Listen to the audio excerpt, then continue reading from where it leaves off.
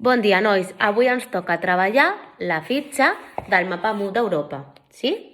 Llavors, està dintre de la tasca 2 a l'aventura i es tracta de fer el que us demanen, que és, primer us posa, primer, com us heu posat en el Classroom, heu de contestar aquestes preguntes d'aquí. Les feu fent recerca en l'iPad i després es tracta de localitzar el país del monument que us ha tocat en aquest mapa.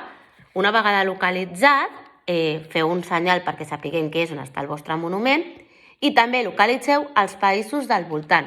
Els països del voltant vol dir tots els que fan frontera amb el país del monument. Però després sí que també vull, si us plau, que pintem tot el mapa. Ha d'estar ben pintat. Tenim temps de sobre i més ara. I la qualitat serà molt important de cara a la valoració final del portfoli. Per tant, localitzeu el país del monument.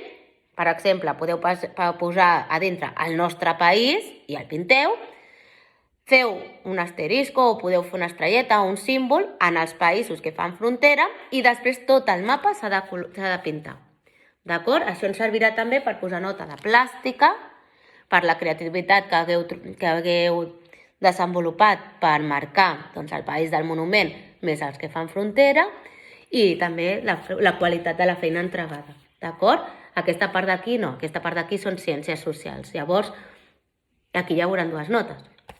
La part plàstica i la part de ciències socials. És important saber que, tot i que la plàstica aquesta vegada no és massa manipulativa, tenim les maletes que sí que van ser cooperatives, van ser creatives, perquè vau haver de dissenyar la maleta com vosaltres volguéssiu i a més va ser una feina de tots plegats a la classe. I gràcies a Déu que la vam fer, perquè justament ara, mira, tot serà més individual. Per tant, aquesta és la fitxa que s'ha de fer. D'acord? Doncs res, si hi ha qualsevol dubte, com sempre, estic a la vostra disposició. Adeu!